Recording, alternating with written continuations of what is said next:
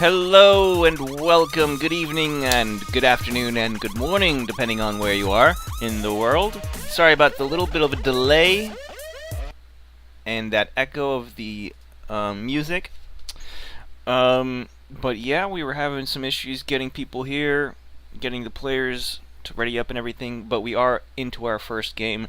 This is a best of 7 all-kill clan war between Psionic Aftermath and Lost in Translation. The lineup for tonight is going to be 1 platinum, 2 diamonds, and 1 master 2 or below. Master 2 or master 3.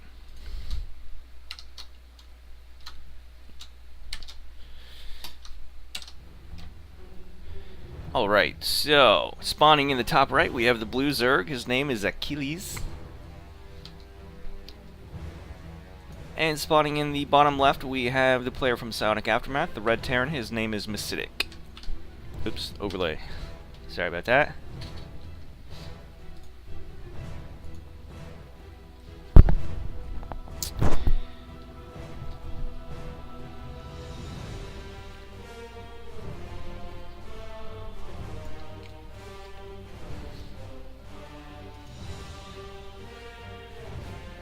Let me just check. Sound looks a little low.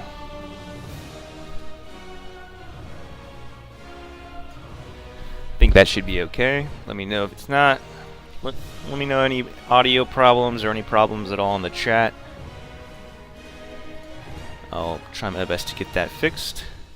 Anyway, we have a gas first build from Acidic, gas into barracks, and Achilles is trying to harass this SCV. I think he will get it. Yes, he does. Delays the barracks a little bit. Nice, not bad. But here we have Achilles going for a pool first into hatch. I wonder if he's going to continue or follow this up with some Ling harassment at the command center if Acidic decides to throw that down on the low ground. Now, Acidic did just see the timing of that hatch. Should realize that it's a little late, and could guess that it's gonna be that it's a pool first.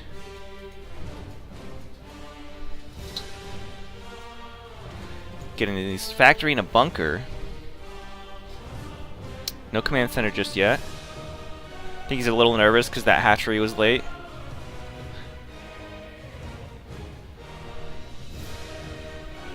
Alright, Cryptus, thank you very much for verifying that the audio is good. SCV gets into the main and doesn't see anything too alarming. Queen pops out. Sees that spawning pool jiggling about. Researching metablock boost.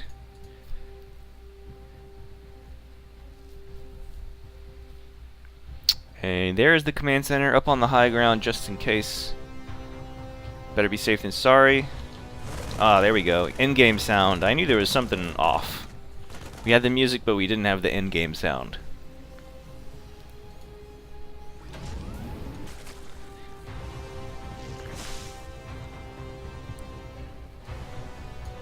Baneling nest going down for Achilles. Sees that there's a bunker, so probably assumes he's going to go with bio.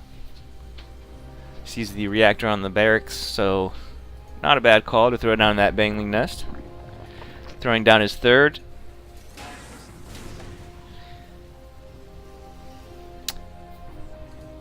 Wait a second.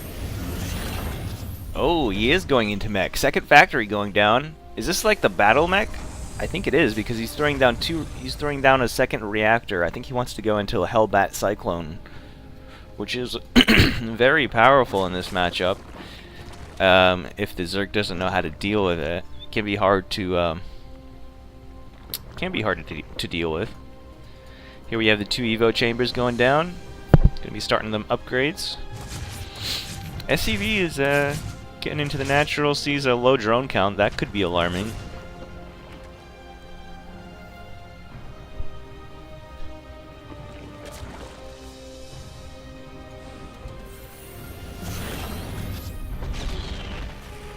Yep, 2 reactor factories.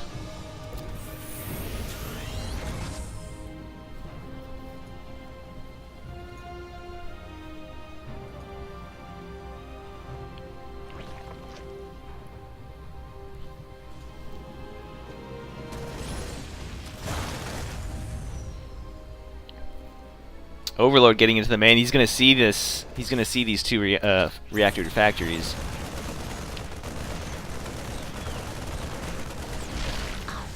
Realizes now that it is mech. Oh, what? Almost. Okay, gets that fresh mule.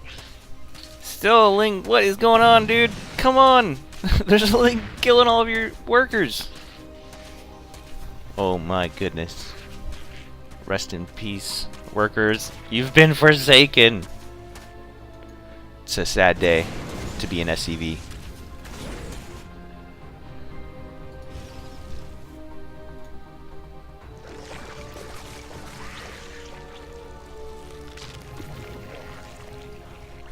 Alright, here we go. We've got a nice size amount of Cyclones and Hellions. Armor is not quite finished yet, so there's no Hellbats.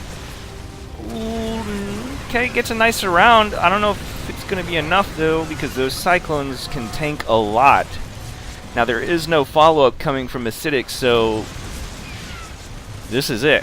If he can kill these Cyclones, then he should be okay, but yeah, he has absolutely no units right now. He's going to regroup with these Hellions. Now he should have that armor. He should be able to morph him into Hellbats. Nice round with the Lings, though. Doesn't quite get the chance to morph them into Hellbats. So Achilles will end up cleaning this up. Very nice, very nice. Still on a alarmingly low drone count, though. 3 hatcheries and only 25 drones. See, once these Hellbats come into play, then Achilles is going to have start having some problems. Because he's already on a low drone count, and all he's really doing is making Lings. Here comes a couple Banelings, which will be very helpful to deal with the Hellbats.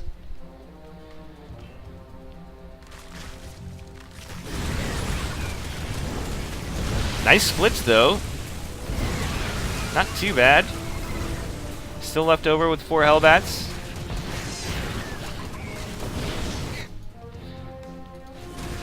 Yeah, PsiX needs a couple Cyclones to join in.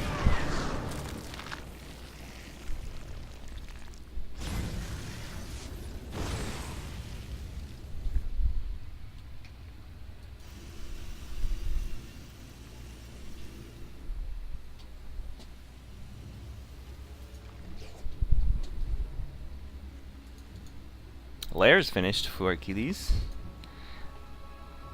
Still on quite a low drone count, going up to his 4th hatchery. He's almost finished already. 27 drones. PsiX is up to 44 SCVs and 27 army supply to 16. So his army's looking quite beefy right now. A lot of Cyclones, Hellbats, and now that the Cyclones have joined in, I feel like Achilles is going to have a lot harder time dealing with this, since the Banelings don't do so well against Cyclones, especially with the smallest amount of splitting micro. Then that makes it even substantially worse. There's a tank too to join in. It gets sieged too, so it's going to get some nice shots on these. Oh, nice splits too, man! Woo! Wow, that was nice. Alright. PsiX takes game 1.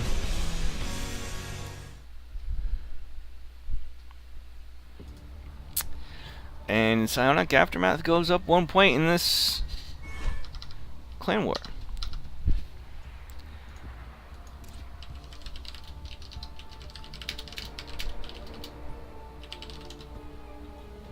While we wait for LiT's next player, I'm going to take a moment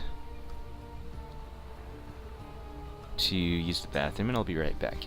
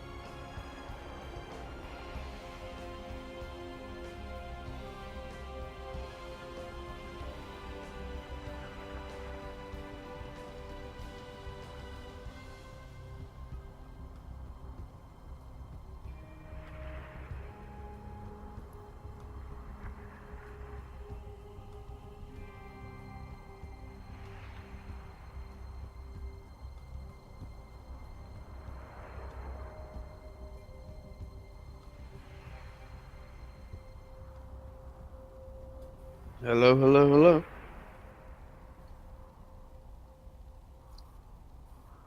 Can you hear me, Optimus? Yes. Hello. My mic was muted. Sorry about that. How you doing, man? Doing good. Doing good.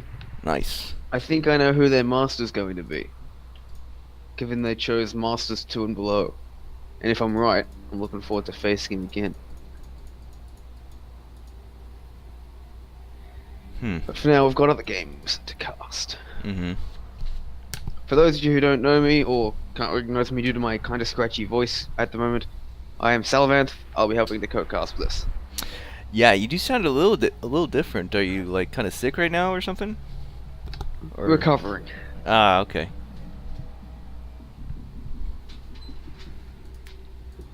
We're just waiting for LiT's next player, but no communication has been made yet. Yep, I just had to turn off the stream because I still had it on. It was like, Oh. wait, where's that my voice? Why am I hearing 2 minutes in the past?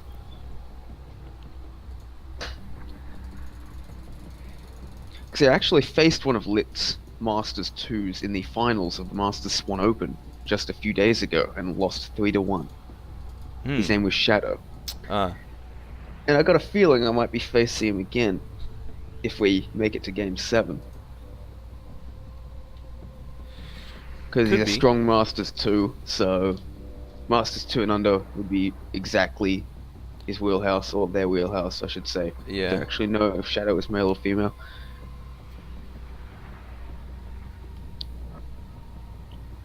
But I think it'd be a good match. Oh, definitely. Looking forward to it. But right now, it looks like they're waiting on someone to come online, maybe, or they're just waiting for their next player, but he's not online. So Interesting.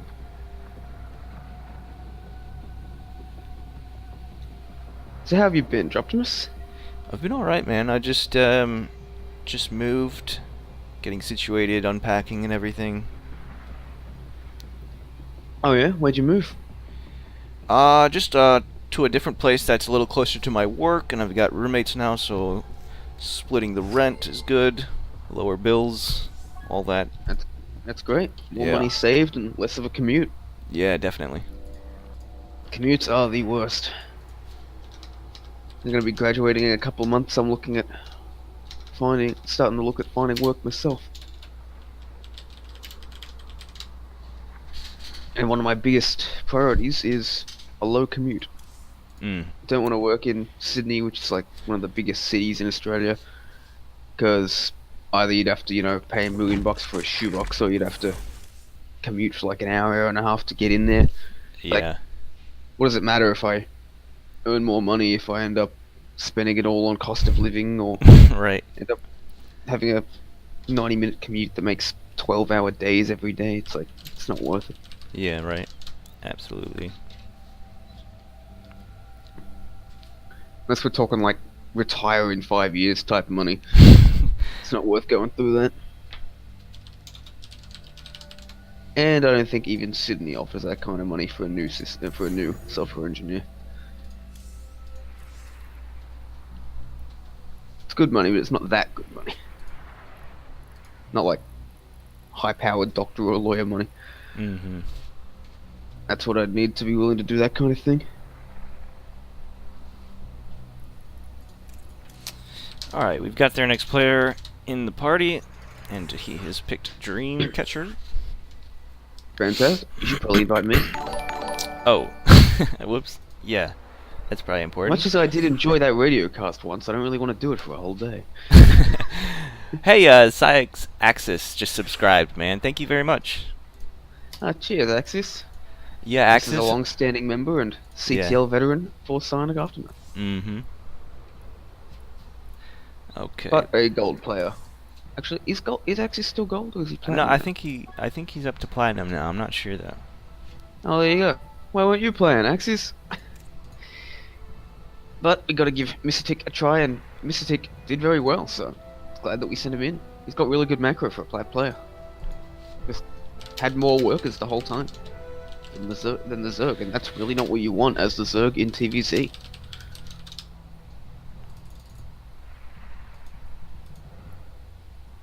Oh, Honey Badger. Honey Badger joined LiT. Oh yeah, he's from Confed. Right. I knew that name sounded familiar. Yeah, he used to be the captain for them, actually. Are they still around? Are they still? Confed? They're gonna be playing in Yeah, but I CTL think next. they're a lot smaller. Like they're playing in the PTL, but they're playing as Jamit Gaming Oh and yeah. Confed together. And I think they did play in the last season of the CTL. Actually, they needed a couple of mercenaries to round up the numbers, but they were there. Hmm. You want to take the first intro and I'll take the second? All right. Sure.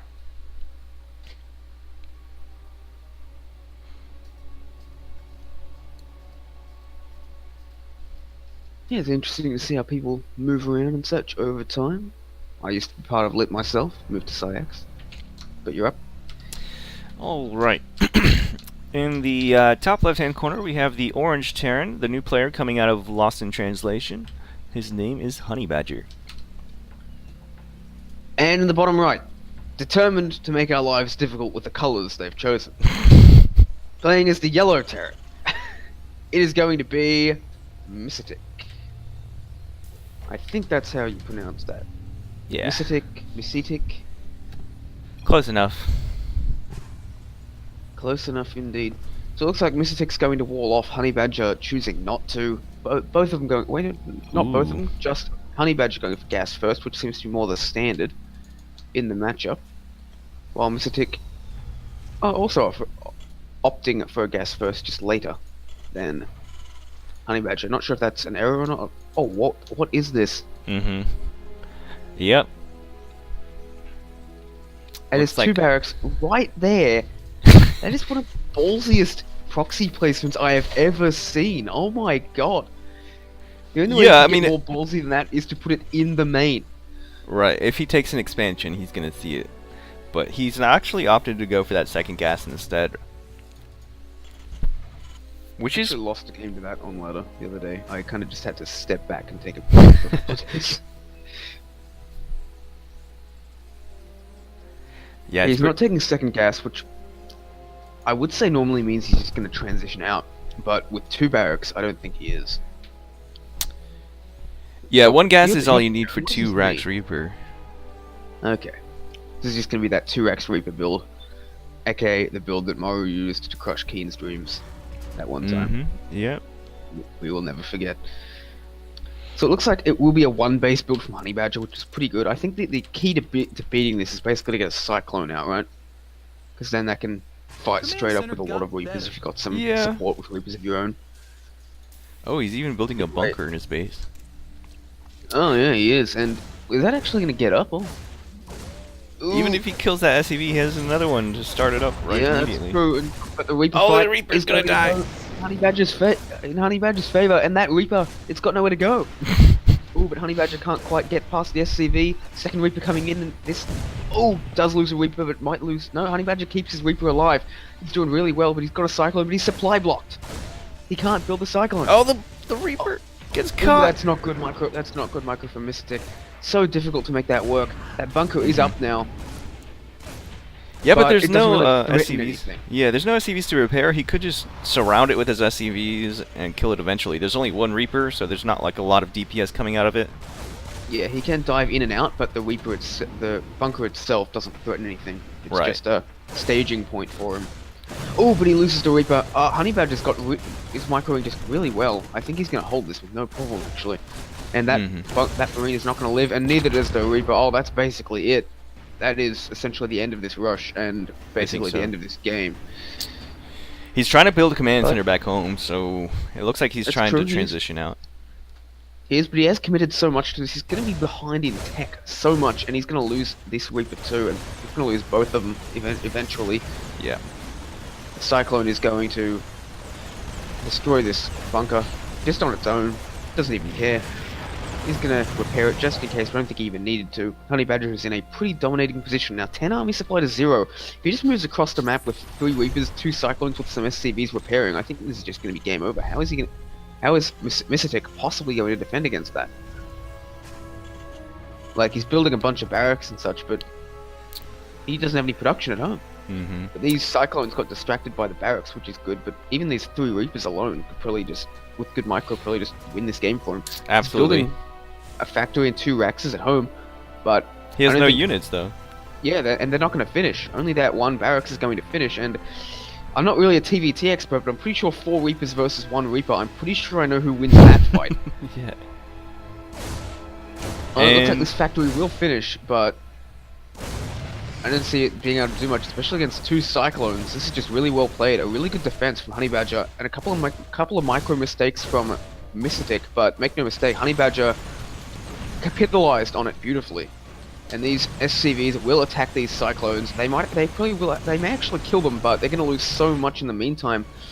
It's already 17 SCVs gone. Now with these Reapers coming down, that's going to be it. Everything's going to be destroyed from PsiX, and that's going to be a very quick game too. And this Cyclone even lives. 15 kills on that Cyclone. I think he's counting on this 1 Cyclone that just popped out, but Yeah, with 3 workers, I don't think that's going to do the trick. Even if Honey Badger accidentally lost his entire army here, that would not be enough.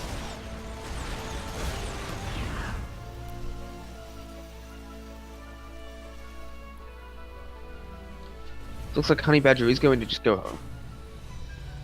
But he's pretty much done crippling with damage at this point. yeah, five workers to 20. The one thing PsiX has got going for him is that he does have 2 orbitals finished. But Honey Badger is working on his 3rd now in the main. His natural is already finished. Yeah, he doesn't have an orbital, but mules are good, but they're not that good. They're probably worth about 4 workers, I think. Yeah. But one thing that is worth noting, Honey Badger isn't really producing workers. He's producing marines and tanks. Yeah. So if Honey Badger doesn't produce SCVs, if PsiX constantly produces SCVs, we know he's good at that. There's If potential. he can hold on to the follow-up push, then he might be clawing his way back into this game. But no, he's decided he's not even going to try. He must have seen something. He's just going to GG out. Or I guess he's maybe. waiting for a GG back from Honey Badger before he leaves. Isn't he? What's he doing? I don't know. Maybe Trying he's to play some kind of undecisive. mind game? He's throwing down a mule. So on an engineering base, so I guess he's going to keep playing. But Okay. he has closed the worker gap now. A lot. Oh yeah, you're Honey right. Badger's using workers. I think Honey Badger's just gonna do a stim timing and try and kill him that way. Yeah. But it's still 2 bases to 1. Well, I guess they both have orbitals, and there's no real need to bring down that orbital until you're at 22 workers. He's sort of hunkering down and preparing for follow-up push, but yeah, there's so many marines, and these tanks, I think, are just gonna do the trick. There will be 2 medivacs. I think once those medivacs are out, he's just gonna go. Bunch of stim marines, couple of tanks, couple of medivacs. Very strong force. Especially if he does it like a doom drop or something. Well, he doesn't even need to do that Yeah. because there's no natural. Yeah, exactly. He can pretty much just... Well, the natural will go down, but Honey Badger basically just has... It's a choose-your-own-adventure, and every page gives him a you win. Yeah. Okay, so it looks like he's gonna do a drop. There's something coming up here. Oh, it's a Reaper. Yep, that's just a Reaper, getting some scouting in. And PsiX should be like, oh god, look at how many workers Honey Badger has. That's not what you want. And Honey Badger, as you said, has 3 command centers now. So, yeah, double the army supply. He's not actually going across the map and attacking, but this drop just by itself might do some serious damage. If this tank gets in position and sieges up, that might just be it right there. Good missile turret defense. But there goes the siege tank. It is going to... Oh, that's a really good position for that siege tank. These marines are just doing so much damage there. The medivacs are healing them up. The marines of PsiX are just bunched up, and this drop itself will be enough. That siege tank out of position, and PsiX GG's out, and that will be game number 2. Honey Badger with a crisp defense, strong follow-up timing, and strong follow-up drop to that. Playing pretty well throughout the whole game. Though really, that game was pretty much over once that rush failed, and it was just up to Honey Badger to decide how to finish it off, which he did with aplomb. And Chevy is our next player.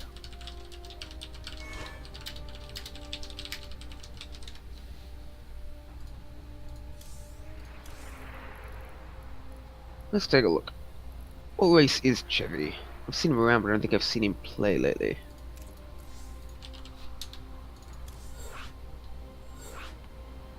I'm disappointed that the race report stats are currently bugged. Are they? How so? I can't see them. Oh. Sometimes the menu is just a little laggy. Alright, and the mode is blank, so maybe I need to change that to 1v1 instead of blank, which makes no sense as a thing.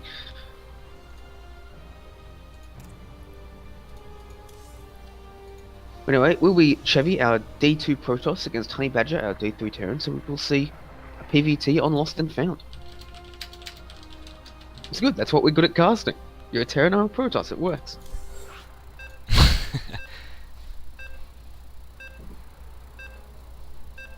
That's what we know.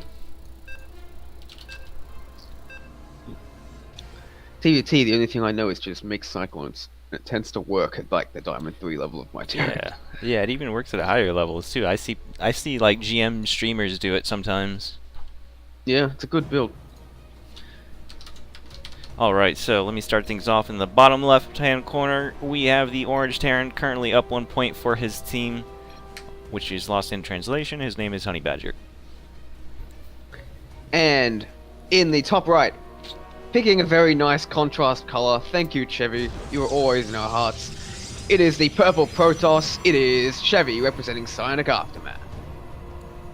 And we'll be seeing a wall-off from Chevy, which is kind of interesting in PvT. Mm-hmm.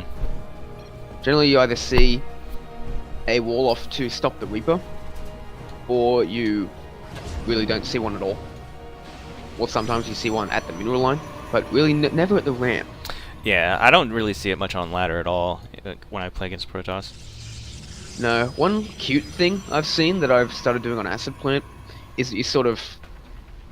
Essential Acid Plant has this ramp, and you sort of block off this little bit of the ramp. Like if you see the corner of the map next to the ramp with a crack in it, you kind of wall off there. It's a lot more of a thing on Acid Plant because the ramp is a bit further away from the gap, so that basically restricts the area the Reaper can move in, and then you place your depth there. Ah, okay. I'm not sure I've seen that. Yeah, I saw a pro do it once. It was in the GSL, and I decided to copy it. It's pretty good. But the first time I tried it, I then got my adept stuck in that corner. Feels bad, man. I think I faced a Cyclone Rush, and I actually still somehow won because I like to open robo. So, Cyclone Rushes are not that great. Yeah. Against me. A lot of it's very common because I do Cyclone Rushes a lot in TVP, and so far I've been running into like all robo openers and no Stargate openers at all. Huh. Whip. That's not what you want. I thought that pretty much everyone went Stargate and PvT these days. Maybe it's more common at the higher levels, like there's a reason I don't do it. Even at Master 2 it's very difficult to pull off. Though one of these days I really should learn. I've been saying that for a year. You know, one of these days I'll finally learn Stargate and PvT. I've been saying the same thing about learning mech. Yeah, but Stargate is like an actually good start. Well, yeah, and PvT mech's not so great, but it's good in PvP. Oh, you're talking about the other matchups? Yeah. Oh, yeah, you should totally learn mech. It's so good. And it's actually, I find it a lot easier to play than Bio. Yeah. But then that's because like macro is my strength and micro is not. If you're the other way around, if you're really good at unit control. Oh, good defense against that Reaper by Chevy. Kills that. So we are going to see a pretty fast starport from Honey Badger. Although, just as the command center is being done, so it looks like it's going to go for some sort of drop. He's going for a tech lab actually. So it looks like, I think this is going to be Banshees. I think this tech lab is just for the starport. Unless he starts building a tank. But he doesn't really have the money for that. If he starts building a tank as soon as he has the money for that, then it'll be some sort of aggressive push, but yeah, I think it's for the Banshees. Yeah, Banshees. Snoopy just cheered 10 bits. He says, "Go go PsiX, Corgi Derp." Thank you, man. Thank you, Snoopy. And we are going to see a Robo, in fact, from Chevy, along with a fast 2 gates. So he's going to play a pretty defensive game, which is good against this. Oh, actually, it is going to be a tank and a medivac. I don't know what's going on here. but it looks like it is going to be an aggressive marine tank style push, which is actually really good against robo builds. So I'm a bit worried for Chevy here. Kind of the best way to fight this off is to meet them as they're moving across the map. You sort of want to hold. You sort of want to hold at a choke point. Choke points are actually good for Terran, but they have to slowly push through it, and then you back away and you get enough units to overwhelm it. Charge is a really good way to stop these. You go up to like 5 gates. Blink is okay, especially you got good blink micro, which I do not. Yeah, I have a harder time dealing with charge when I try this type of push here. Marine tank. Yeah, if charge slots always just absolutely smash it. Exactly. You make like 2 more gates, you go up to 5 gates. You build charge, you hold out and delay them by moving out across the map until you get that charge there, and then you just sort of try and go in from a couple of sides with charge ults and immortals and crush it from there. That's my general go-to. We just see a bit of a missed gas from Chevy, but he's fixed that now. He's getting 2 base saturation. I imagine he will take his 3rd when he feels safe to do so. It's often a good idea to take a bit of a later 3rd against this tank build. You want to make sure all your tech is on the way before you do. And he's going up to 4 gates now. He's getting blink. I think he'll want to make another immortal and then maybe take that 3rd when he can. Immortal yeah, just threw his 3rd down. There it is. That's an interesting place to put that 3rd, but I guess it works against a tank build because then that really nasty spot, right, next to the rocks at the normal 3rd location, doesn't actually come into play. It's not a factor. This is a much more open space to defend, which is normally pretty bad for Protoss, but against this tank-based play, it's with charge slots, that's more ideal to have an open space like that, because I love putting my tanks behind those rocks at the other location. We're getting a very fast Templar archives and 2 forges from Chevy. I don't really know if I like this, because I think Honey Badger is going to go for some aggression, but is he going for that? He's actually making more Raxes. Oh my god, he just got 7 probes with the a Widowmine drop at Chevy's natural. Oh, jeez. Yeah, there was no pull at all, so I was paying attention to the likely threat of a tank push, but it looks like he's just making the tanks defensively. But he's also not taking 3rd, so I'm not quite sure what Honey Badger wants to do. I guess he's making 2 more Raxes, so he does want to get aggressive, but he wants to delay the timing a little bit. He wants to have combat shields and +1 first, maybe. Yeah, it looks like he's gearing up for like a big 2-base all-in. Yeah, Chevy's getting a very fast Storm, so normally against a 2-base all-in, Storm is not a good idea to go for, but against this kind of delayed, tech-heavy, production-heavy 2-base all-in from Honey Badger with like 46 Pro SCVs, he can actually get it out in time, and that would just wreck stuff. Especially if Honey Badger is not expecting it. I know I wouldn't be if I were him.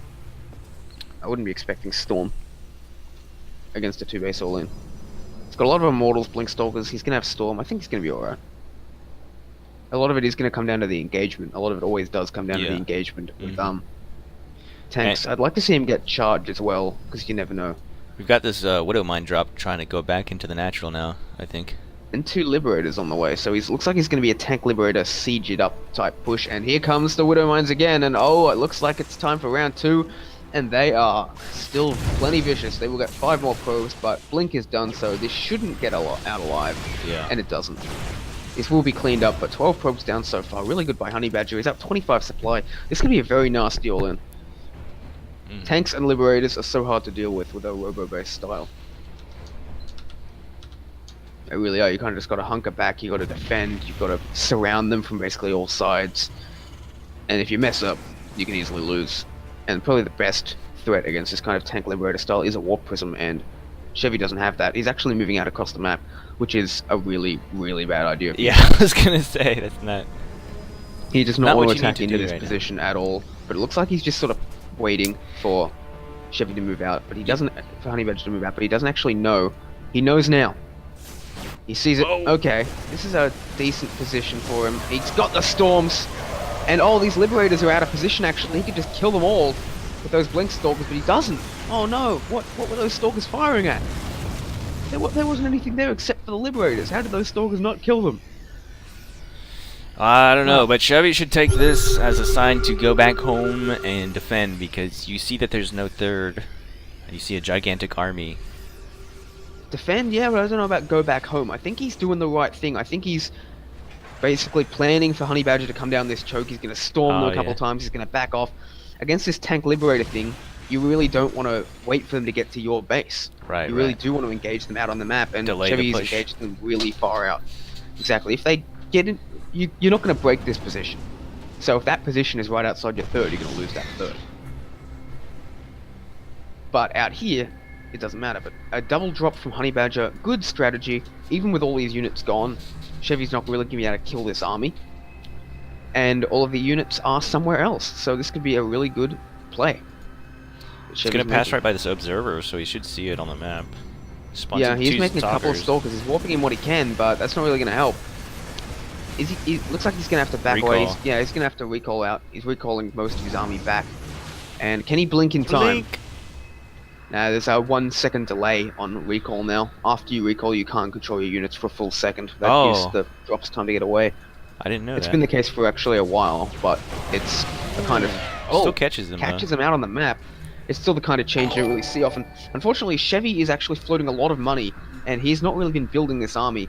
He has had 3 bases for a lot longer, but he only has 46 workers with it, so that's not really helping him a great deal. This could be a very dangerous force, though the supplies are much higher than you normally see out of tanks. But this is 5 tanks, this is 4 liberators, this is going to head to his third. This is the nightmare scenario. This is what you do not want to see as the Protoss, but 2 Storm. liberators will go down straight away, and the storms go down. Oh, This is those actually really good beautiful positioning storms. from Chevy, but can he blink on top of the tanks? He has to do it right now. All of these tanks are looking like they're going to go down. Chevy getting a great position, and all of these units are going to die. These liberators just too far forward, not in the position they wanted. Honey Badger not quite patient enough. Chevy pouncing on this missed position, and Chevy cleans it up. And that 2-base all-in is a complete failure from Honey Badger. Still Excellent no play. third even started yet. Yeah, and if you look at the bases of Honey Badger, he has 53 workers, but they're oversaturated. Only about 30 of them are actually doing stuff. I just want to take a And- second, real quick, to thank Pitfall for the subscription, man. Thank you very much. Thank you, Subscribe. Pitfall, but we do have a fight, and yep, here we go. It's GG with all those Immortals, with those Storms. There's nothing Honey Badger can do. Chevy playing a strong game, delaying that tank lid push for so long right outside Honey Badger's base. Honey Badger really unable to push across the map like he wanted to.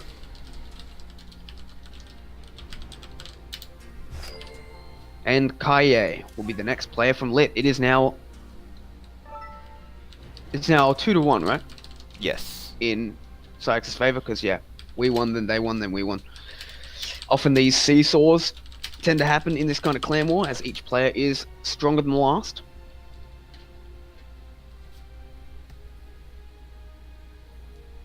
Kaye will be a Diamond 2 player himself and a Protoss, so we will be seeing a PvP.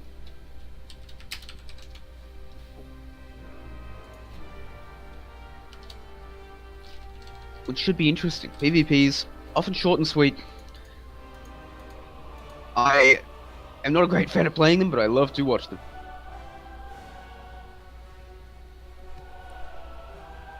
My PvP is starting to turn around, but it's still probably my worst matchup.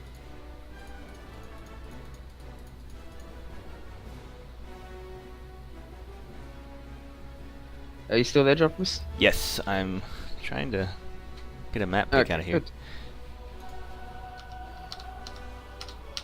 Hey, you can't pick Wilson.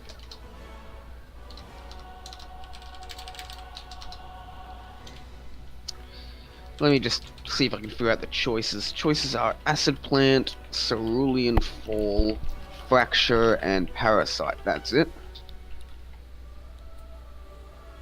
Thank you very much for that. No problem. I didn't think I knew the new maps, but apparently my brain did.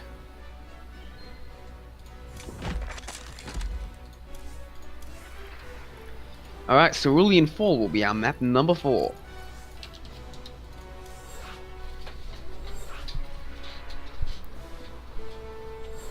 Two Diamond, 2 Protosses should be a pretty even matchup. Though it's PvP, anything can happen, you never know. We could see a long game, we could see DTs end the game in 4 minutes. Yeah. Those are the only 2 options. I kid, but those both do happen a lot in PvP. The PvP is a really sort of timing oriented matchup in the mid game these days as well. with the Immortal Charged Archon type thing. Those upgrades are so good if you hit a +2 timing, that can just break through and crush the third or even just win the game. Looks like Sniper from LiT is checking our stream out for the first time. Thank you very much. What's going on, man? Welcome to the stream. Good to have you, Sniper. Let's see if your team can even things up here on Cerulean Fall. Alright, so, yep. Currently up 1 point for Psionic Aftermath, the purple Protoss. His name is Chevy. And in the top right, representing LiT Esports, looking to even the score up, it is Kaye. Kaye or Kaye, but I'm going to call him Kaye. And we'll be seeing a wall-off from Chevy, but not a wall-off from Kaye. I think that's a bit of an error, I must say, because Adepts are so mean. Yes, so they devastating in this matchup. If Chevy actually notices this, he could just reactively go for Adepts and get some serious damage done. I never used to go for the wall off myself, but once I got played against some good Adept players who didn't let their Adepts get surrounded by probes, I just started losing so many games, so I pretty much had to learn to do that. It is quite difficult to, you know, always have a probe there, always be ready to shield battery that at the first sign of an Adept shade in, but it's a skill that one does need to master if one wants to succeed in PvP. Definitely. I think I learned it about Diamond 1 level, but people are getting better and better these days. Especially in PvZ, I've noticed. Even, like, Diamond Zergs are doing some serious, like, multi-pronged pressure. I've had some really nail-biter games against, like, 4.3k Zergs, who I'm like, how the hell are they 4.3k? Right. Everybody's getting better all the time. So good.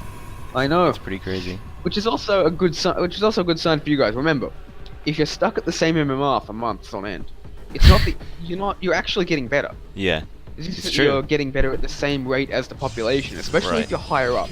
The higher up you are, the faster everyone else is improving, and the more you have to play just to stay where you are.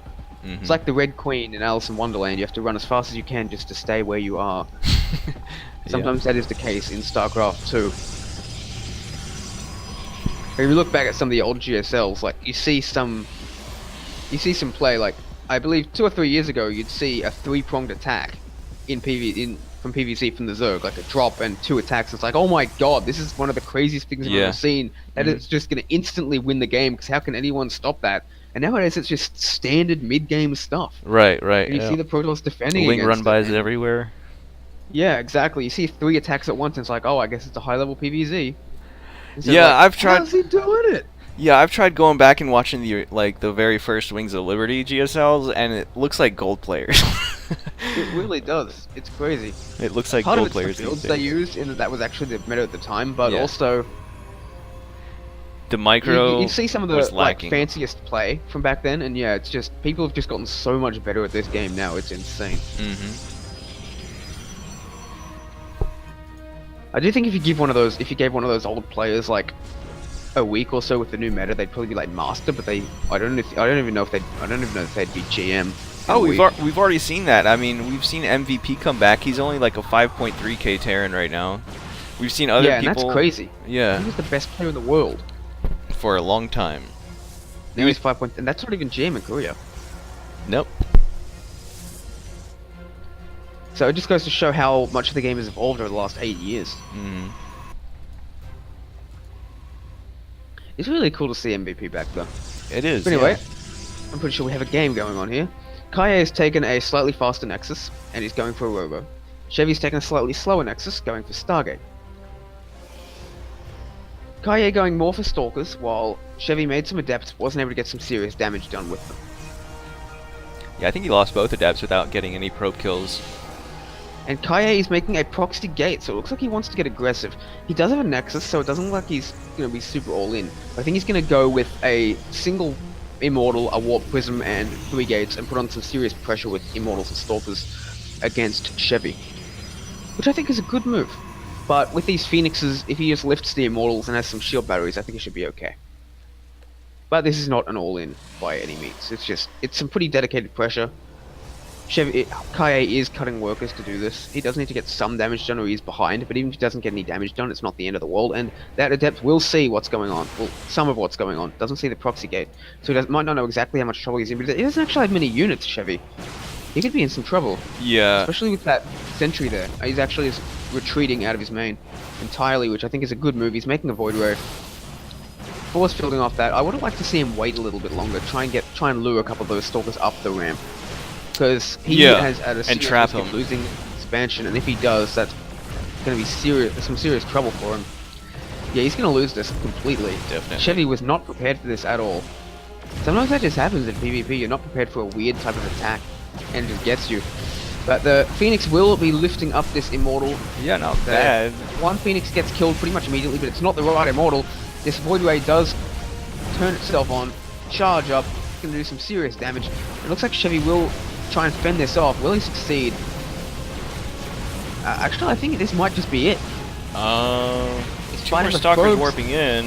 Yeah, but he's losing so much. He's going to hold this for now, but I think that Chevy's not really in a position to counterattack, and it's two bases for one. And this forward pylon here with the gateway. Oh, and there's even more and more stalkers coming in. Yeah, I think this is going to be it. Look at all those stalkers. So many. Kaie with a kind of strange attack, but a really good one. Well, he has a Void Ray that's about to pop out. Warp Prism, but with the proxy pylon, yeah, it works out. Right. This is, yeah. And this is, despite this being very aggressive from Kaie, time is actually on Kaie's side because he has two bases. He doesn't really need to do anything. His Adepts getting some probe kills, that's just fine. That's totally fine. They're gonna get 3 probe kills. Oh, the Void Ray pops out and gets killed off immediately. I think he was busy with the Adepts in the natural. I mean, in the middle. Yeah, that was a missed rally for sure. He's going up. There's no sentries for Chevy, but he still does have this high ground. He still does have this Phoenix, but it's now 20 workers to 30. Kaie continuing to push, continuing to pressure, and he does, like I said, he doesn't need to kill. He just needs to prevent this natural from getting retaken, and he'll be fine. Kaie going for 2 Stargates as well, so it looks like he's going to. I'm not sure why he's building 2 Stargates. We'll find out. Maybe he's worried from some sort of Void Ray turtling, but I think that off one base, that's not really anything to worry about. This Phoenix will go down, and he's going to retreat. Chevy does fend this off. With these 2 Stargates, with this Void Ray, with losing a lot of Stalkers, Chevy might have one chance to turn this around. Yeah. There are no shield batteries for Kaie, and he's got a lot of money floated up. So these workers are not as strong as they otherwise would be. Chevy is going now. This is his one chance. He wins the game with these units or he dies here. But I don't know if he's going to be able to do it. This Void Ray, very powerful against the Stalker-based army. If Kaie had retreated with a lot of those Stalkers, then that could have been it. But oh, Chevy's distracting them. He's distracting the units. He needs to go in. Oh, what's happening? Oh, he's got some lag, I guess. Chevy's lagging. Oh no. Oh, this is Chevy's one chance to go, and he's missed it because of that latency. There's still some Stalkers in the main. If Chevy goes right now, he might have a chance, but he's not going. He's not moving. What's going on? He was being attacked at his main. That's what's happening. Yeah. I didn't quite see it, but I think it was some Adepts or something. He was losing a lot of workers. Also, he ran a Zealot up there and saw all that army in position, so I don't think he just decided it was a good game, and it was. Good job by Kaie. Brings the score up 2-2. We'll be sending in our second diamond player, which is John Goodman. There we go. Protoss, I think, again. I believe he's Protoss.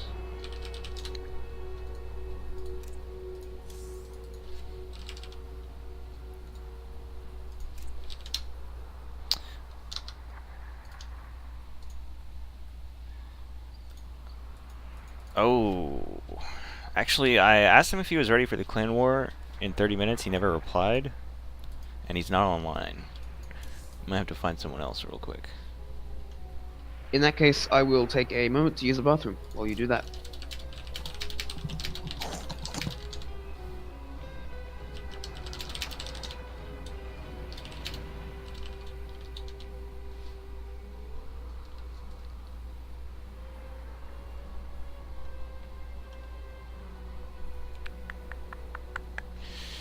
Let's see if there are any diamonds in the chat.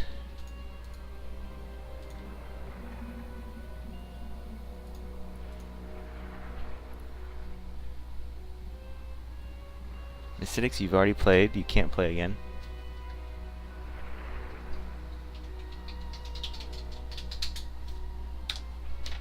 But I appreciate the enthusiasm and the eagerness.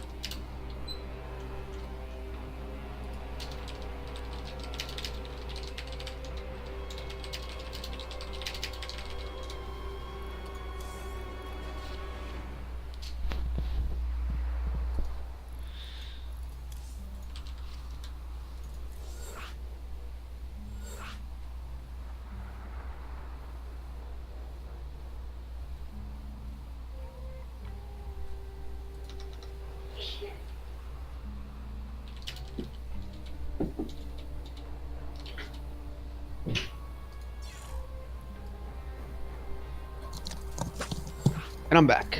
Ooh, Lanfear. Welcome back. Yes, we do have Lanfear. Very strong diamond. Mm-hmm. Did he win an MVD Cup for PsiX? One of our internal PsiX tournaments? I can check right now. I don't remember that. I know no, he's but he's a coming. pretty He's strong coming diamond. runner-up. He's come as a runner-up once Ah, in who did he May. lose to? Terran Lord. Ah, Terran Lord, also a very strong player. And a master now. Yes, that is correct. Played against him in tournaments, had some pretty close series, actually. Funny thing is, in practice, I can pretty much destroy him, but in tournaments, he's a totally different player. It's kind of scary. Yeah, I had a bit of a problem with him playing him in a tournament recently. I forget which one it was though. That was the Masters 1 Open. That was Yes. the same one that I made the Yeah. finals in. Right. Yeah. Yeah. He almost had me the Against- first game. I think he could have came back, but he GG'd when I doom dropped him. Ah, I don't know if it was really game ending though, because I was pretty far behind. Yeah, he I was think we giving me both trouble. lost to the same guy, Shadow. Yeah. Yeah. Anyway, game started. All right. So let's get this score correct here, which is what is it? 2-2. Yeah. Okay. In the bottom right-hand corner, we have the new player coming out of Psionic Aftermath, the Blue Terran. His name is Lanfear. And in the top right, the top left, representing LiT Esports with 1 kill under his belt, looking for a second one in a PvT this time, it is Kaye. Who will be up against a pretty scary opponent, a strong Diamond 1, who is a veteran competitor for Psionic Aftermath. We'll have to see what happens. Kaye not really walling off, but sort of building his buildings sort of near the front. Maybe doesn't know if he wants to wall off or not, so chooses neither. But the wall off I was talking about is essentially you see this sort of triangle on Acid Plant to the bottom of the bottom of the ramp in Kaye's base. Yes. You put a pylon, then a gate, then a cybercore there, and that stops the Reaper from going up there. And they have to go around the other side, and that's actually not a really big space that you can travel. The Reaper can travel through. It's got to go up the ramp or go up that one little wall. So it's kind of like a half wall, which really which does help against the Reaper, because it also means you can sort of stick out in a depth or so on the low ground, and they have to go all the way around your Nexus to get up there and scout. But the first time I tried that, I got my Adept stuck in the corner, and that wasn't very fun. So then I stopped doing it for a while. Because I felt really dumb. StarCraft. Never ends. For those of you who are in like Platinum or Diamond or something thinking, well, someday I'll be Master and I'll stop making dumb mistakes, you're completely wrong, because I'm a Master player and I accidentally cancelled my Nexus last week. In a tournament game in the finals against Shadow. I'm still disappointed about that, because I think I would have brought it to game 5 if I hadn't lost my Nexus. I actually almost won that game, because I basically did a reactive all-in. So I think with 2 bases, I totally could have done that. Even pros do it. I've seen Neeb do, like GG after he like accidentally canceled his Nexus. Yeah, that was against Cham in Cheesadelphia, wasn't it? Yeah, that was funny. Yeah, one of the best foreigners in the world, and he still made that mistake. Yep. Which makes me feel a bit better with my own error. Alright, so we do see that that interesting 2-gate opener from Kaye. He's going for 2 Stalks and 2 Adepts, so it looks like he's going to put on some pressure, and he's going for a Stargate this time. So you don't really see this very often, this kind of early PvP-esque opening against Terran. It really delays the Nexus a lot. Normally you take the Nexus about 1 minute 30, and we're 3 minutes in now. And he's only just now taking it. Lanfear's expansion's already done.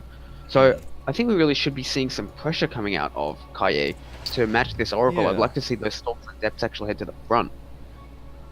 Because otherwise you're keeping up a lot. He hasn't even tried you're to not really gaining anything in return. Exactly.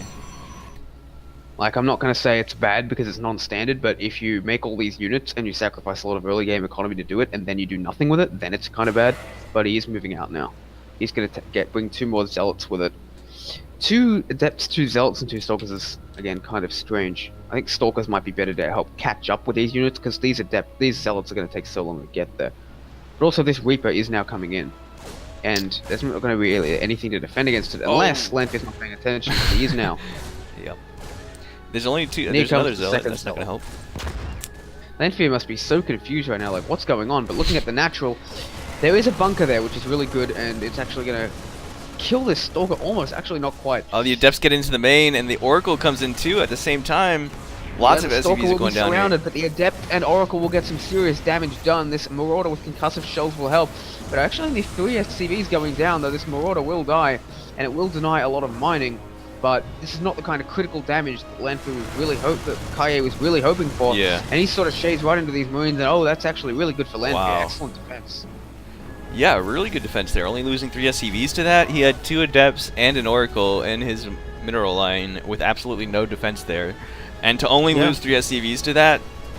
Pretty fantastic. Yeah. Now he's ahead in workers, which is not something you want as a Protoss. Really ever. Especially in this matchup. I guess it's okay in the PvZ mid game, but other than that, not really okay. And he should be sending some workers back to the main momentarily. There he does. There he goes. So all in all, I'd say Lanfear is ahead now. Kaye, he's making some Phoenixes, he's making a robo, he's totally not out of this game. He's going up to 4 gates. But we do have Stimmin +1 on the way for Lanfear. He's got a slight economic lead. Mineral line with absolutely no defense. And it looks like he's going to go for a bio-based push. He's not making any factories. I think he's going to go with Stim, combat shields, and +1 and try and hit a powerful timing attack. And I think he might do pretty well. Because he's got 3 racks, he's got 2 tech labs, so he's really pumping those upgrades pretty heavily. He's got quite a few Marauders. So yeah, this is definitely going to be a bio-based timing attack.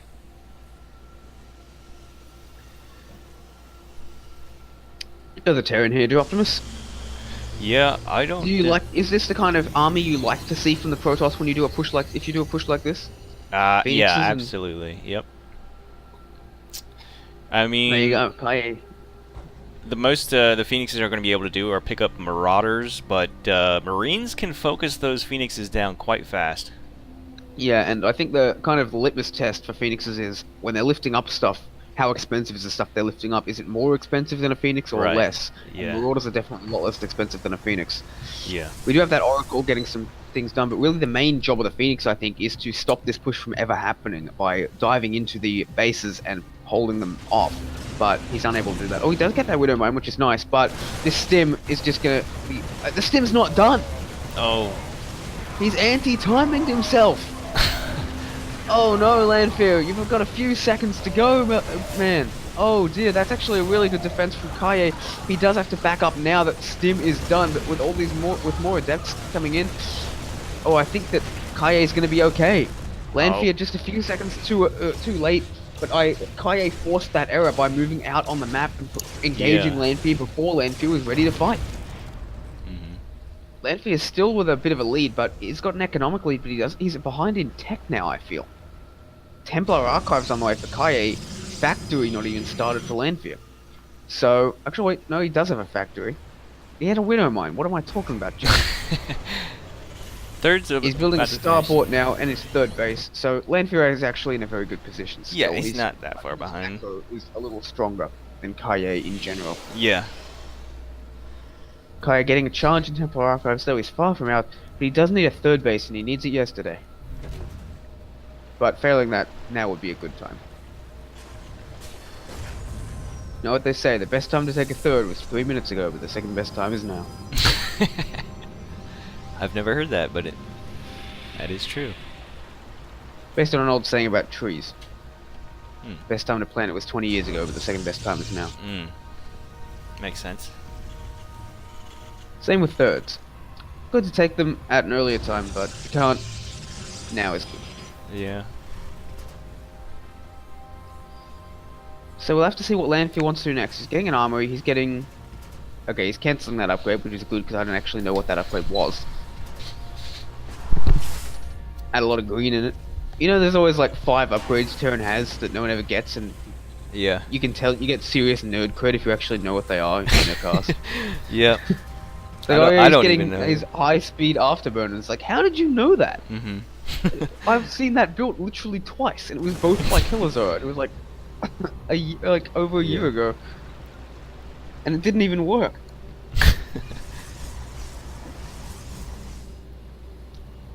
Yeah, I would like to see them kind of, I don't know, redesign some of the Terran upgrades a little bit. Yeah, it's like there's almost no units and buildings and upgrades in the game that you never see, except I guess you sort of got DT Blink. Yeah. But really, pretty much every Zerg unit, pretty much every Protoss unit sees play, whereas Terran and their battlecruisers and their many mostly useless upgrades basically never see play. Like, Terran is still just fine, but from a design perspective, I'm not saying balance, I'm saying from a design perspective. Oh my god, these storms are not going to go off at all! No! I thought the Lanfear was just going to back off here, which is why I was still talking, but no, it's only one storm, you just have to charge in and YOLO it, which he does, but there is still a couple of storms here, so he's going to have to back off. But overall, a good trade from Lanfear. He's got quite a supply lead now. But Kaye is going to continue to press forward. This bio is so low, and this time the storm is doing well. He's actually misclicks when he tries to target down that Templar, and he targets down a Devs instead. Lanfear's actually in some serious trouble. He's got +1, but he doesn't really have much bio. Yeah. There is no War Prism though, but all his medevacs are going down as well. So important, and they die. There is no War Prism. What you see is practically what you get. He's pulling SCVs off the line. He's moving in. There is no charge. He's going to try and take down this Immortal. I think he's going to survive it, but only just. This is such a ragtag force now, an Adept and a Stalker randomly showing up from the other side of the map, along with 2 more Templar with Storms. So this could this be it? Oh, this is so close. Lanfear does have an economic lead, so he can afford to lose some SCVs. This Phoenix is going to go down. Every unit's so crucial for both these players, but this time these bio is just staying alive, barely. The Stalkers and the Adepts will go down. Lanfear holds, but suddenly Kaye has evened it up economically. Right, exactly. 24 SCVs going down in that fight. Yeah, his third is up and running. He's starting to saturate it. So yeah, he's evened up this game. And what a nail biter. Imagine had that fight not gone so badly for Kia when he first, because like he threw down the first 2 storms, they missed completely, and half of his army was split up. So Lanfear basically was able to like take out half of his army for almost for free. Yeah. Wait, hold up. Is Kaye Kia? I believe so. Yeah, someone confirmed that in chat. I don't know if they're. That explains why his openings are so weird. It's just Kia, man. Yeah. You play Maybe Kia he's in trying to. PvP, it's a very interesting experience. Perhaps we've I'll been tell you that. pronouncing it wrong this whole time. Looks like he's trying to pronounce it Kaye this time. Kaye? Alright. Who knows? Kaye it is. I've never heard anything about how it's pronounced, but We should ask. I've been calling him Kaye this whole time. yeah. I mean, with this spelling, it looks like it's Kaye. Yeah. But we'll have to ask how the new handle is pronounced after the game. So we do see a move out from Lanfear. He's going to do a drop, which is good because all these charge lots and storms, that's really not something you can really fight. I'd say Kaye is ahead now because Lanfear doesn't have a Ghost Academy. I don't think. I have missed stuff before, but I'm looking over his base and I think he has a Ghost Academy against all these storms. That's not good, but this drop is going to do some serious damage. He's going to deny both these upgrades, which is really good. It's now 2-1 against 0-0. While in the meantime, some Marauders go forward to try and snipe some Templar. Will only get 1, but will eat a few storms as well. But in the meantime, everything in this main is going to go down, including the main itself. And he gets Nexus. out of there. He gets out of there with Yeah, he almost does. everything. Looks We'll like just... there's no blink, or if there was only like 3 stalkers. And he's just going to drop again. Why Wow, not? That is just a ballsy move, but why not? This is why. Charge lots, storms. He's Just I pick don't up. think he's gonna escape. Oh I my think he's just- god! Those storms, it hurts to watch. Oh no. Oh, that's so bad. Oh, Lanfear. Oh, will he escape? Will he get out? Everything's so low, but no, he doesn't. Overstaying that's is why. welcome there. Why? That's why not? Yeah. Well, I was expecting him to be able to just pick up and run away again once the stalkers get there. It was only 3, so he could have picked up and got away. But Yeah. That said, he has lost a lot of storms. Kaye has lost a lot of storms, but Yes. both sides looking like they might end up in a base trade. And I think that kind of benefits Lanfear because, say we all that Psy Storm, it's not very good at killing buildings. yeah, sure that. It's like the one thing it's not good at.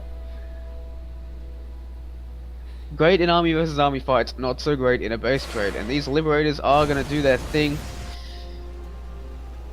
So this could be very interesting. Will we see a recall from Kaye? I don't believe so. I think he wants to go for the base trade. Maybe he wants to kill 1 or 2 bases and then go for the base trade. Yeah, or the recall. Splitting up Yeah. his units a bit. Both sides doing some serious damage to each other. It is the recall that we are going to be waiting on. I'd like to see Lanfear, put those Liberators... Well, actually, there's only 1 Nexus left for Kia at this point. Because he lost Right, that and it's main about to go Nexus. down, yeah. So it is definitely going to be a base trade because... He won't be able to recall's not recall gonna work either. anymore. Yeah, he can't recall. You need Nexi for that. Yeah. He's building a hidden Nexus on the at the base. But both sides are going to lose basically everything. I'd like to see all of these buildings get lifted up for Lanfear, like, now. But I think he's going to lift them up in the end. He's just waiting for something. He's just waiting for the breach to happen.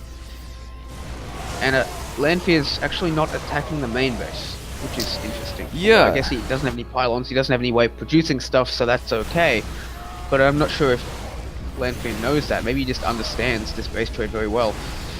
I don't And know. the other Against system that many storms, all Lanfear has is bio, so I would be killing buildings and trying to, trying to dance around. That's true. You don't want to fight. You don't want to fight the army, like ever. Especially going up a ramp. That's just never going to go your way. He is getting these Liberators, and I think his plan is to just contain. His plan is to contain Kia within Lanfear's former main. This is a very strange game. I don't think he'll be able to do it. worker to 0. The Nexus, there's a Nexus in the bottom left that's about to finish. He'll be able to recall if he wants to. Oh yeah, you're right. He can recall to that. That is a very good point. In the meantime, Lanfear's not really sure exactly what to do. He does have a lot of supply depots left, so he can produce another couple of units, but these supply depots are going to go down pretty shortly. And some pylons going down for Kia to to try and produce a few units. Anything that can help will. So yeah, we're gonna have to see if he tries for this rig. Oh no, that's not what you want to do. He's just sitting Donating in half of his army. And those units are so crucial. I think that this is just giving Kia the win. I don't know if Lanfear can stop this. His army supply is 54 to 50. His Liberators will help. This Widowmine is good, but there's just so much Storm against this almost entirely bio army. We'll have to see what happens. You can't really move forward too much with these Storms against these Liberators. So the Liberators will help. He has sent one drop back to kill everything in Lanfear's main base. But he also must know there's an X. And it's gonna be a while. Gear just decides to recall. He's like, alright, I'm not gonna try yeah. and fight these Liberators head up. I'm just gonna leave. Yep. And I don't believe... Does Lanfear know about that? Nope. He has no idea that Nexus is over there. He probably still thinks the army is in his main base. Oh, if he gets caught out of position here. Yeah. If he gets caught with a few Storms, that could be the end of this game. A Dark Shrine for Kia as well. Really smart move. But no, he does see it in the end. He switches up his Liberators. Loses an Archon, does Kia, but oh, these units are so low and there's only one Medivac. He's gonna try and kill the Libs with just Storms. Which I mean, it's one way to do it, I guess. Yeah, now he can dodge the... Yeah, and that's it. And there's just so many Storms, I don't see any way that this bio wins this fight. He's moving in, but the Storms blanket down, and there's just nothing left. That's gonna be it. That's gonna be it. Well, he's got that one drop in the main. Left. I believe Kia is going to... Oh, and he's got a shrine too on top of this. Dark Shrine. There's no detection for him. Yeah, exactly. He was building a Dark Shrine earlier. And, well, technically there could be scans, but that's not going to be for a while because he just dropped a mule. High Templar killing Arax. That takes a long time. And I think just this one Archon is enough to kill pretty much everything he's got left, except for the stuff in the main. His only real hope is to try and kill the last buildings of Kia, but even then, he doesn't know where they are, so... Right. I think, he doesn't know where the Nexus is. Well, he saw where the army came from, so that could give him a hint, but... Yeah, that's true. This command center is probably going to go down. If he focuses it with that Archon. Eventually... Oh, and he does back away with these units. Needs to save every last unit he can. 4 High Templar, a Stalker, and an Archon. Against a ragtag team of 4 Marines, 6 Marines, 3 Medivacs, 3 Marauders, and 2 Medivacs. That is all that will be in this last game, except for a couple of Dark Templar potentially. And he's recalling out that there's no more workers here. And he's decided this is going to be it. This is going to be where he fights. No, this is going to be where he makes his final stand. Feedback goes down, Storms go down. There is a DT, and that's going to be it. It's all over. GG. Picks up the one Marine. Got nothing left. He's got 2 Medivacs and a Marine. GG is called. And that will be 3-2 for LiT, and that means it is my time to leave this cast. Mm-hmm. Because I'm going up next. Yes, sir. Good luck. Thank you very much.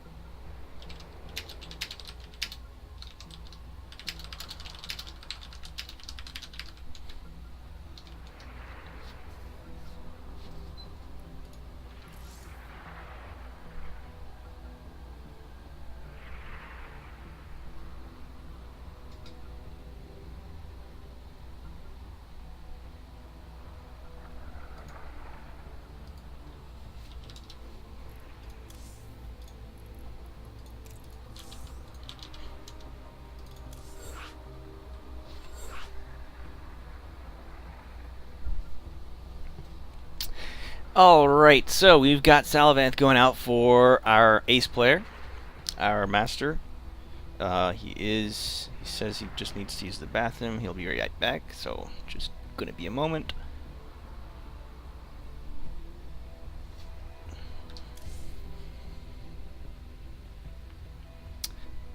Yep, this is match point for Lost in Translation. If they win this one, they win the clan war. We'll have to win 2 to win this one. Sal will have to get a double kill.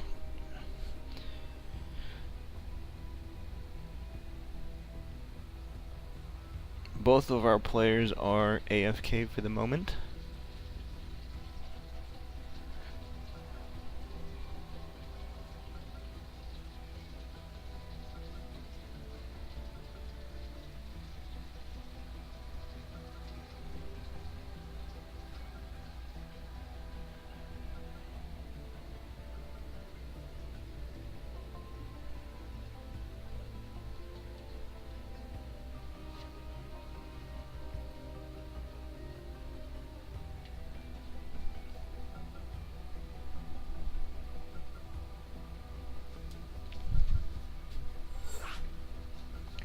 All right.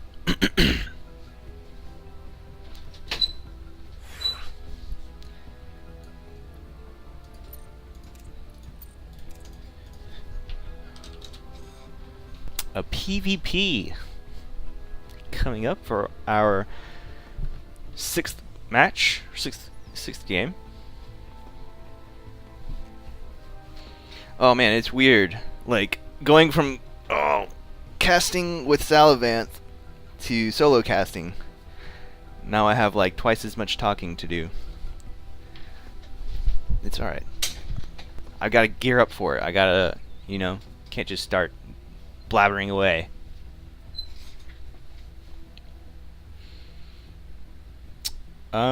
Chaotic Exaggeration asking what leagues this is. This is Platinum through Master. We're about to see a Master versus a Diamond.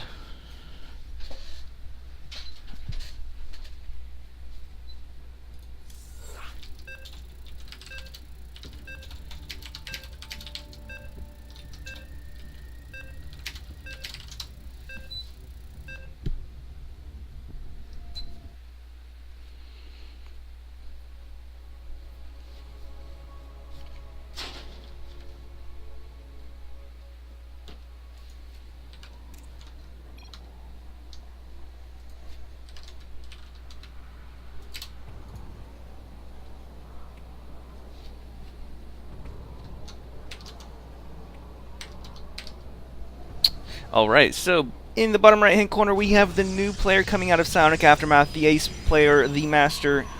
His name is Salavanth, spawning in as the green Protoss. Oh, I'm sorry, actually as the blue Protoss. And spawning in the top left hand corner we have the player currently up 2 points for Lost in Translation. His name is Kaye.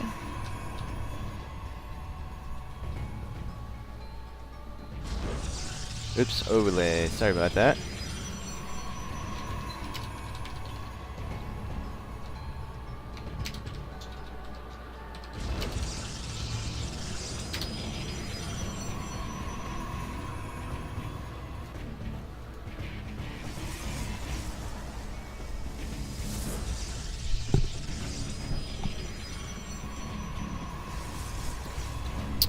Both players opening up with 2-gate double gas.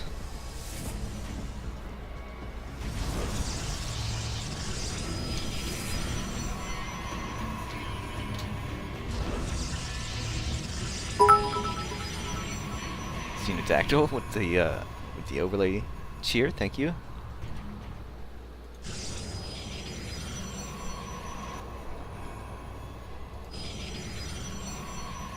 Man, is that all I gotta do to get bits out of you, Xeno? Just leave the overlay for a few seconds?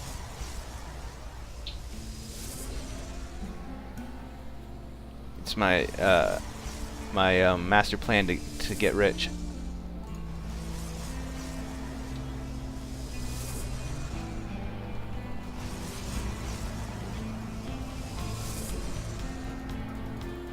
Wow, okay, so Sal going up to 3 gates, triple stalkers.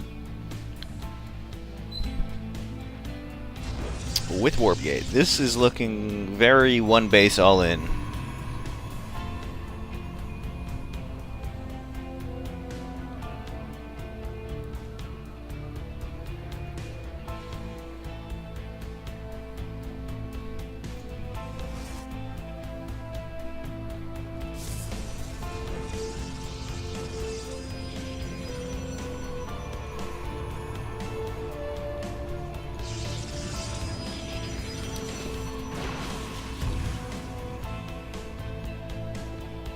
Triple Stalker followed by Triple Adept.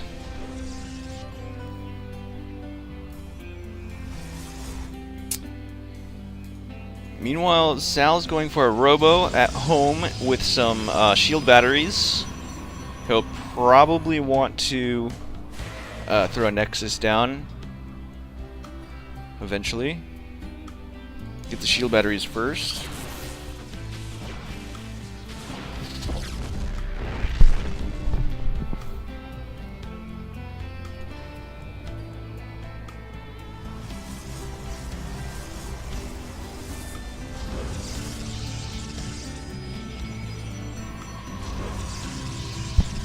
Oh. Nice block there with the shield battery. I wonder if he's going to keep that like that, because the Immortal won't be able to get out.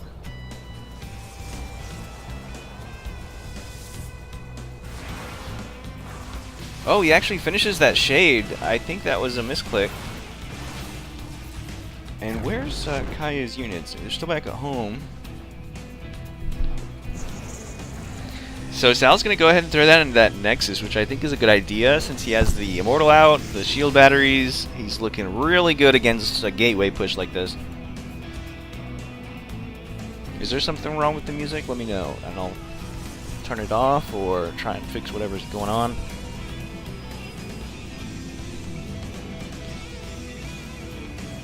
Hey, what's up, Mr. Evely? Glad you could stop by in the chat.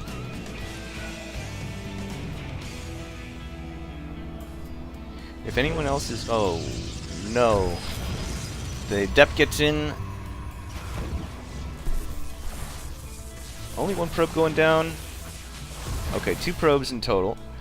By the way, if anyone else is having problems with the music, I could just turn it off. I don't know if that's a personal thing that he's experiencing or if it's with on my end. Wow! He's actually... Wow, that distraction... caught Salivan out of position, so he actually gets in here with all of his stalkers, kills both shield batteries, gets a cancel on the Nexus. Now, Snoopy says another way to get bits is to leave the APM tab open instead of the production tab. Oh, okay, sorry about that. Yeah, I don't even really look at the production tab too often, so sorry about that, but. But like I was saying, Kaye is actually gets a denial on that Nexus, but really just evens up the game because Kaye was also only on one base.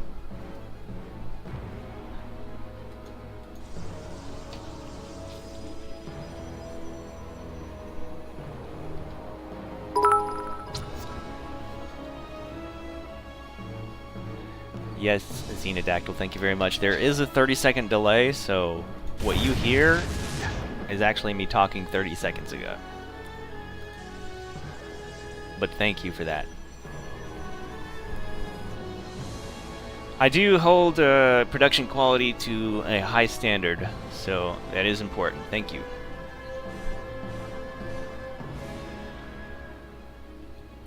Wow, okay, this is...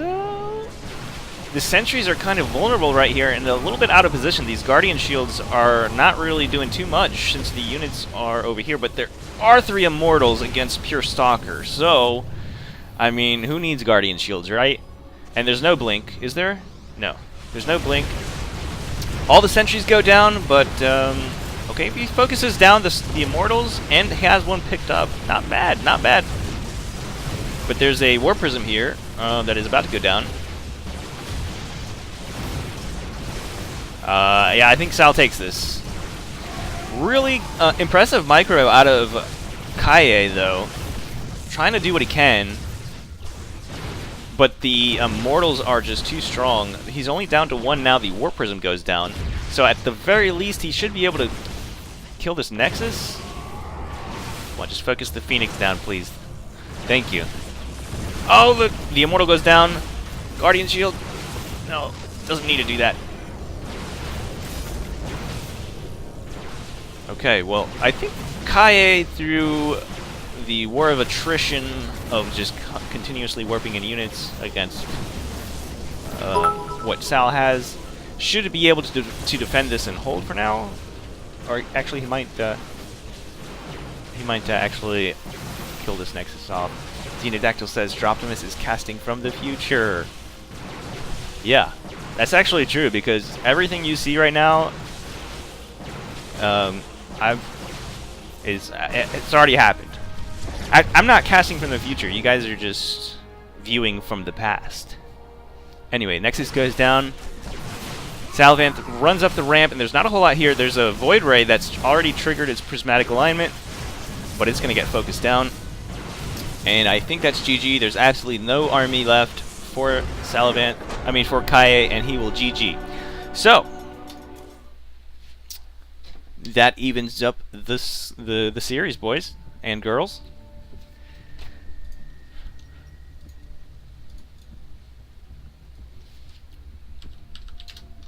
Okay, Parasite is the last map that has not been used. And we've got our ace match. Master versus Master. And they're both M3s. So it should be a... I knew it. I knew it. Yep, he pronounces it Kaye. Like, yippee-ki-yay, motherfucker! Okay, I'm sorry. Sorry about that. Got a little carried away. Anyway, ace match, M3 versus M3. I believe Cryptus is Protoss? Ah, Terran. TVP.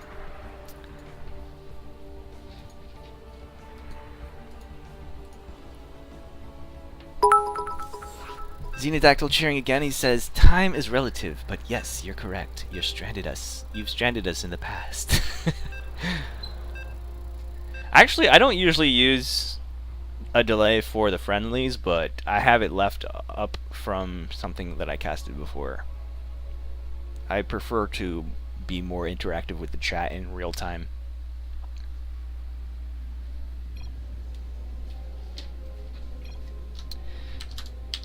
Alright, tied game, ace match, last game of the series. We'll see who takes it. Lots of pressure on both players. Spawning in the top left-hand corner, bringing us back to the ace game overlay. Sorry. The blue Protoss, his name is Salvanth, hailing from Australia, the land down under. And in the bottom right-hand corner, we have the red Terran, the new player. Last player coming out of Lost in Translation. His name is Cryptus.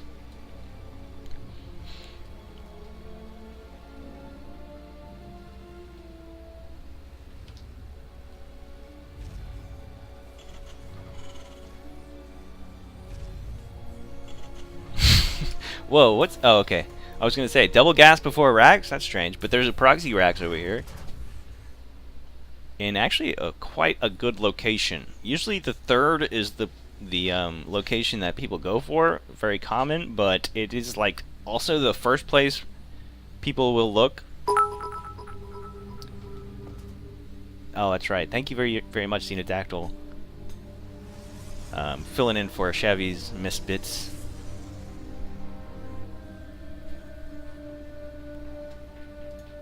And Salvanth going for sticking to one base right now, throwing down his Cybercore and his second gas.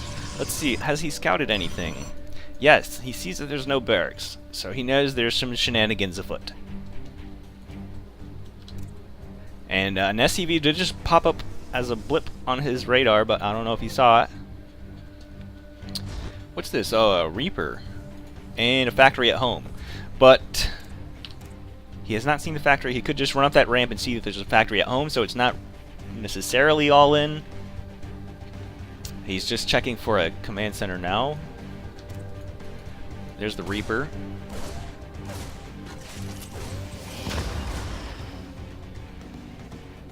Reaper hasn't gotten one kill yet. He's got a Zealot on its tail now, and Adept's about to pop out. The probe has regained shields. Oh, but it looks like, yep, one probe goes down so far, which isn't too bad. Oh, did he go up to 2 Reapers? Yeah, 2 Reapers. Another probe's going to go down, and the barracks is floating back home now. What's this? Oh, a proxy starport. Okay. Looks like we've got a Maru in training. He thinks the entire map is his base. Okay, Salvant did throw down his Nexus despite the shenanigans, so that's good. Got his, kind of called Cryptus's bluff there. And got his Nexus up. Oh, the Reapers get in. Probably going to get at least one more probe kill. Wow, he actually saves all those probes without getting any, without losing any probes. No command center yet out of Cryptus though. This is looking pretty all in. And a Liberator, yeah. This is going to be very hard to deal with for Sal. If you know, Cyclone's at the front, Liberator up in your mineral line. He only has one Stalker to deal with that, but I mean, it works.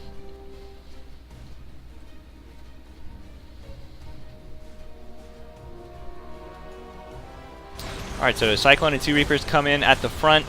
Not a whole lot here from Salvant, but he should be able to, yeah, he should be able to kind of turn this around for now. Cryptus is probably going to want to group up with this other Cyclone before he does anything. Liberator is going to go around and try and hit up the mineral line. When does Salvant notice this? Wow, this Liberator is pretty ballsy, just sieging up right there in the open. Oh no, literally the late pull from Sal. And the Cyclones go into the front, but the Immortal is there. It tanks a lot of damage. Oh! Wow, the Cyclones are still pretty... okay, the second Immortal comes out, and the Cyclones do have to run away. Overall, only losing 4 probes, not terrible. Not that great either. But again, Sal is on 2 Nexuses and no natural anywhere in sight for Cryptus. Still on that 1 base. Going up to Stimmed Bio with the Reactor Factory off of 1 base and Medivacs. Oh, I don't think I think Sal should be okay. He'll have to turn around eventually. Yep. Oh, actually gets 2 Cyclones and loses nothing. So that worked out for him. Any little bit he can gain is good for him because Cryptus is still on 1 base. 25. I don't know why he's still building SCVs if he doesn't plan to take a second command center. Because now he's just like all of these. Okay, he does plan to take a second command center. Excuse me.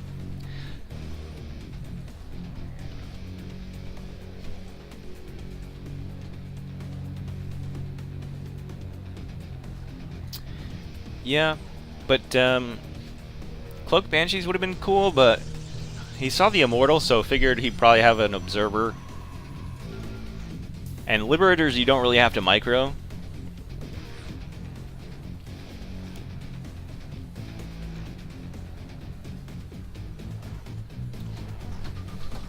So let's look at the numbers. Cryptus is actually up to 38 SCVs and Sal's only on 30 probes, but he should be able to replenish those quickly with the 2 Nexus. Cryptus also just ahead on supply overall, 40, army supply to 25. Yeah, Sal could be in some trouble here if he doesn't hold this.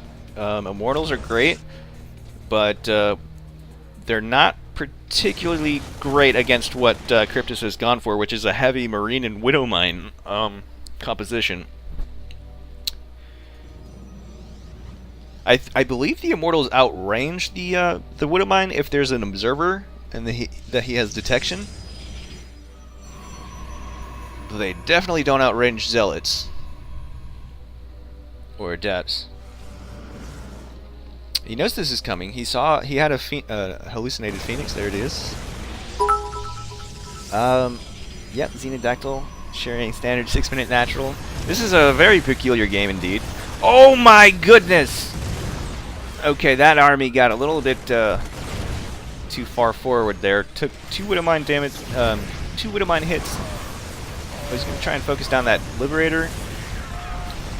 Ooh, this is getting really hairy for Salivant.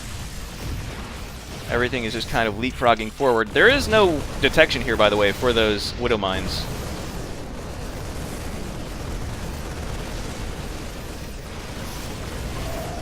No. No. Oh, man, he commits to try and get that. Oh, no, this is not looking good. Oh, man. Loses 14 probes, loses all of his units, and I think that's GG. Salivant. Oh, man, taking a lot of damage to that very creative harassment there out of Cryptus. And very powerful stim timing. So, well played to him, well played to all players. GG's. Hope you guys had fun. Hope you guys enjoyed the stream. If you guys haven't followed the stream already, please do that, man. We bring tons of content to this channel. Let me take a quick look at what we got next on the schedule. We've got on tomorrow, we've got an ATL, or no, a friendly clan war against Risen at 5 p.m. And then we've got another clan war against Risen. Okay, we got 2 clan wars against Risen tomorrow. One at 5 p.m. Eastern, one at 6 p.m. Eastern. Oh, and then we also have our Kings event this Saturday, by the way. It's a King of the Hill, kind of like Shoutcraft Kings. It's meant as a memorial for Total Biscuit to kind of remember him. It's going to be exactly like Shoutcraft Kings, except it's with the top 12 players from Psionic Aftermath, all GM level. Each win is going to be like $7 or something. Total of like almost $200 prize pool. So check that out. It's going to be on Saturday. It's going to last all day, starting at like 12 noon Eastern. So check that out. That'd be awesome. Until next time, guys, this is going to be it for tonight's stream. I hope you guys had a good time watching the stream, and hope you guys have a good night. What was that? Oh, we got a follow from Onion SE2. Thank you very much, man. Till next time, guys, good night.